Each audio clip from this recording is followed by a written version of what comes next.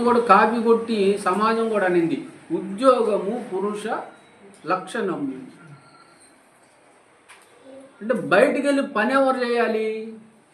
పురుషుడు చేయాలి. ఉద్యోగం అయినా వ్యాపారమైనా ఎవరు చేయాలి? పురుషుడే చేయాలి. మరి ఇంట ఎవరుండాలి? ఇంట ఉండి పని చేసుకుని వారై ఉండాలి.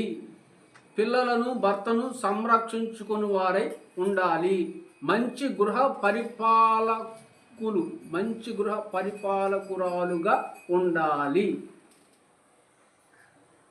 ఇంట ఉండి పనిచేయువారై ఉండాలి. ఇంట ఉండి పనిచేయువారిగా ఉండాలి. ఎవరు? భార్యలు. ఒకవేళ నువ్వు ఏదన్నా ఉద్యోగం చేయాలి, వ్యాపారం చేయాలి, ఏదైనా బిజినెస్ చేయాలనుకుంటున్నావు, ఇంట్లో చేసేవాళ్ళు లేరా? ఇంట్లో ఇస్త్రాకులు కుట్టుకొని కుట్టినవన్నీ భర్తలకు ఇచ్చి పంపిస్తారు, లేదా వర్కర్స్కి ఇచ్చి పంపించేవాళ్ళు ఇస్త్రాకులు కుట్టి. మా కళ్ళ ముందు ఇస్త్రాకులు కుట్టుకున్న ఆమె ఇప్పుడు 5 అంతస్తుల అపార్ట్మెంట్ కడుతుంది ఆ రోడ్లో. ఆమె చేసే పని ఏంటంటే ఇంట్లోనే ఉంటుంది, ఇస్త్రాకులు కుట్టి. కొంతమంది బట్టలు అమ్మేవాళ్ళు ఉన్నారు, బట్టలు అమ్ముతున్నారు. ఎక్కడ? ఇంట్లో ఉండే బట్టలు, చిన్న బోర్డు ఒకటి పెట్టుకుంటారు, బయట బట్టల వ్యాపారం చేస్తూ ఉంటారు. ఇంట్లోనే పనులు చేసుకుంటూ ఉంటారు. ఇప్పుడు మా మేనల్లుడు చేసుకున్నాడు ఒక అమ్మాయిని. ఆ అమ్మాయి ఇంట్లోనే ఉండి పని చేస్తుంటుంది. బీటెక్ చదివింది, ఇంట్లో ఉండే కంప్యూటర్లో పని చేస్తుంది. డబ్బులు అకౌంట్కి వచ్చేస్తాయి నెల కాగానే. బయటకు వెళ్ళదు. నా భార్య ఉంది, ఇంట్లోనే ఉండి ట్యూషన్ చెప్తుంది, బయటికి వెళ్ళదు. ట్యూషన్ ఎప్పుడు? 24 గంటలు ఉండదు మళ్ళీ ఆ పని. 24 గంటలు బిజీగా కొనేవాళ్ళు వస్తారా పోతారు చెప్పండి? ఏదో ఖాళీ టైం దొరుకుతుంది కదా. ఈ ఖాళీ టైంలో కోడలు ఏం చేయాలంటే అత్తగారి దగ్గరికి వెళ్ళాలి, అత్తమ్మ దగ్గరికి వెళ్ళాలి.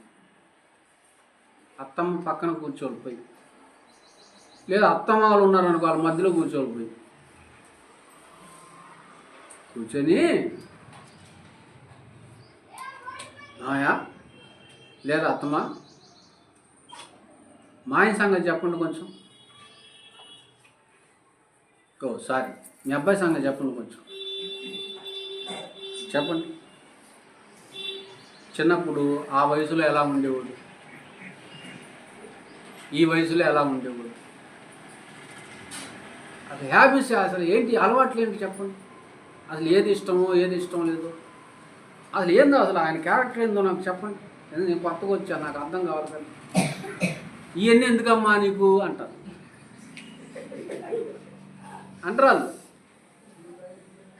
ఏం లేదు, మీ అబ్బాయితో కాసేపు ఆడుకుందామని ఏదో పగబెట్టుకుని ఏదో సాధనం చేద్దామని కాదు, ఆడుకుందామని, కాసేపు ఆడుకుందాం జోక్. ఎట్లా?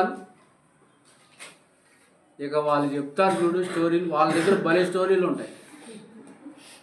వాళ్ళు ఏది మర్చిపోరండి. మా తాతలు ముగ్గురే స్టార్ట్ చేస్తారు,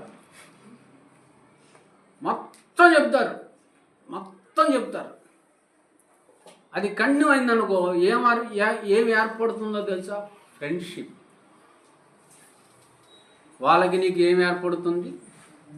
మంచి ఫ్రెండ్షిప్ ఏర్పడుతుంది, మంచి సన్నిహితమైన సంబంధం ఏర్పడుతుంది.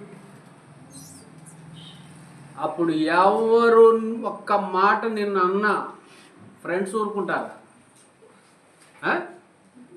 ఫ్రెండ్స్ ఊరుకుంటారండి? అలా ఉన్నారు ఎవరన్నా?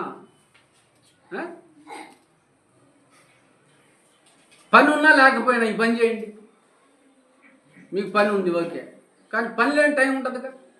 అసలు ఏ పని లేదా, అయితే ఇదే పనిగా పెట్టుకోండి.